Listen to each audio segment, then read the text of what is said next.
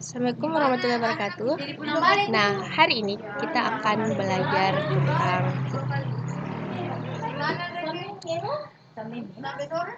struktur kurikulum.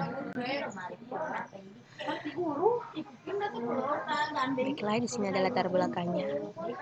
Latar belakang pendidikan merupakan suatu hal yang penting dalam suatu negara.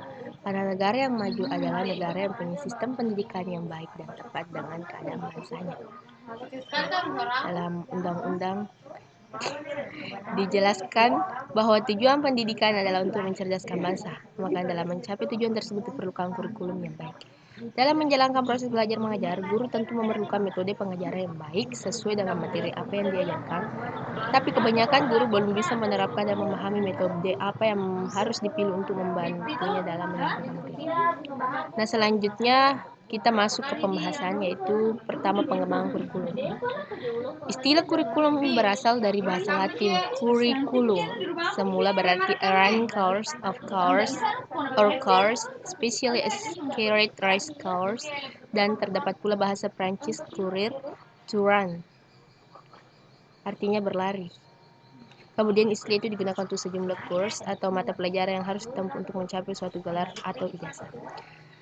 Nah, dalam kurikulum terdapat berbagai komponen yang dikembangkan, yaitu ada 4. Yang pertama, komponen tujuan kurikulum, 2 komponen materi pelajaran, 3 komponen metode atau strategi, dan keempat komponen evaluasi.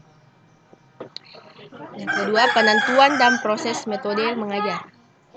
Nah, ada 5 faktor dalam menentukan metode mengajar yang baik dan tepat, yaitu 1. Faktor tujuan, 2. Faktor materi, 3. Faktor siswa, 4. Faktor waktu, 5. Faktor guru. Kemudian tujuannya yaitu mengetahui komponen-komponen, kemudian mengetahui cara menentukan mengajar yang baik dan tepat, dan ketiga bagaimana cara proses metode mengajar. Nah, dalam kurikulum terdapat berbagai komponen yang dikembangkan, yaitu ada 4. 1. Komponen materi pelajaran, 2. Komponen metode atau strategi, 3. Komponen evaluasi, 4. Komponen tujuan kurikulum.